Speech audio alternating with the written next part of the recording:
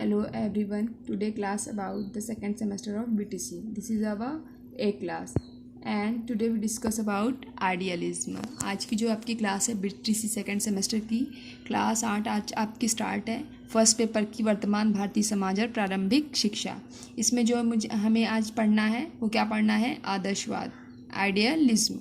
ठीक है, तो सबसे पहले हम ये जानते हैं सबसे पहले जो है जैसा कि आप सब जानते हैं कि कोई भी चीज़ जानने से पहले उसका शाब्दिक अर्थ जानना ज़रूरी होता है। तो हम सबसे पहले यहाँ आदर्शवाद का शाब्दिक अर्थ जानेंगे। क्या जानेंगे? आदर्शवाद का शाब्दिक अर्थ मीन्स दैट कि आदर्शवाद के शाब्दिक अर्थ क्या होता है? Idealism, idea plus L plus ism. आप सभी अभी कंफ्यूज होंगे कि मैम ने अलग से एल क्यों ऐड किया है। तो जो यहाँ पर जो एल है वो उच्चारण की दृष्टि से जुड़ा हुआ है। ठीक है, तो इसका कोई वो नहीं है। तो idea plus ism, idea means that कि विचार और इज्म मतलब वाद इज इक्वल टू क्या हो जाएगा? विचारवाद। इसका पूरा अर्थ क्या होगा? विचारवाद। ठीक है, तो आदर्शवाद को जानने से पहले हम क्या देख लेते हैं कि जो है ये जो आदर्शवाद है इसके विचारधारा के समर्थक कौन कौन थे? प्लेटो थे, सुकरात थे, हीगल थे।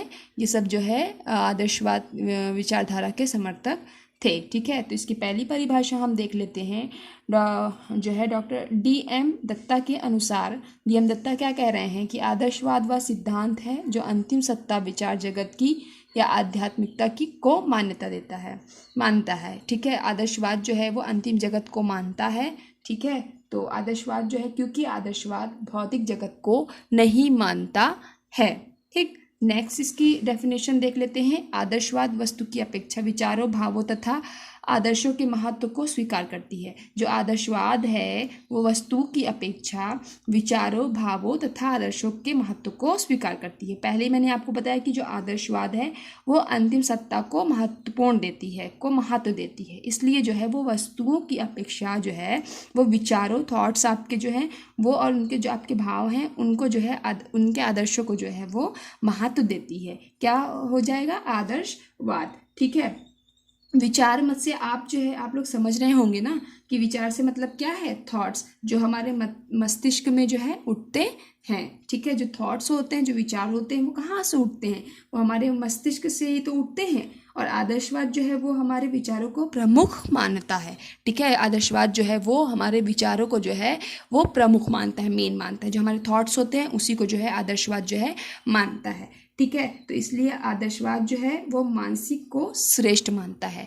मानसिक को इसलिए श्रेष्ठ मानता है मानसिक को क्योंकि जो है हमारे थॉट्स जो उठते हैं वो हमारे जो है मस्तिष्क से ही उठते हैं। ठीक है, तो आदर्शवाद आप लोग समझ गए होंगे। हाँ, क्योंकि आदर्शवाद जो है भौतिक जगत को मानता है। ठीक, तो अब जो है हम भौतिक जगत को नहीं मानता है। आदर्शवाद जो है वो भौतिक जगत को नहीं मानता है, वो आध्यात्मिक जगत को ही मानता है। ठीक, अब इसके सिद्धांत हम देख लेते हैं। पहला सिद्धांत कह रहा है संपूर्ण ब्रह्मांड के 2 जगत होते हैं। आदर्शवाद के अनुसार जो है इसके सिद्धांत के अनुसार जो संपूर्ण ब्रह्मांड है हमारा वो जो है उसके 2 जगत मानता है।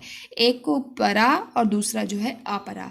परा मतलब होता है जो दिखाई नहीं देता है और अपरा मतलब होता है जो हम देखते हैं। ठीक है, जैसे कि जो हमारे निगाहों से दिखते हैं वो अपरा कहलाते हैं और जो हमारे निगाहों से नहीं दिखते हैं वो परा मीन्स दैट की जो है आध्यात्मिक ब्रह्मांड। समझ गए? सेकंड है जड़ प्रकृति की अपेक्षा मनुष्य श्रेष्ठ। जो है जड़ प्रकृति जो नेचर की अपेक्षा जो है ये मनुष्य को श्रेष्ठ मानते हैं। कौन? आदर्शवाद। विभिन्नता में एकता, पूरा संसार जो है वो भिन्न भिन्न में बटा हुआ है। ठीक, तो ये जो मानते हैं कि इस आधार पर यह आदर्शवाद ये कहते हैं कि जो परा जगत है वहाँ जो है एकता स्थापित होती है। ठीक है, जो दिखाई नहीं देता। या फोर्थ है आपका यह संसार ईश्वर द्वारा निर्मित है। आदर्शवाद के अनुसार जो है ये संसार जो है जो पूरा बना है वो ईश्वर के द्वारा ही बना हुआ है। ये जो है आदर्शवाद मानते हैं। ठीक है, तो आज के लिए इतना ही। मिलते हैं नेक्स्ट क्लास में। Thank you class.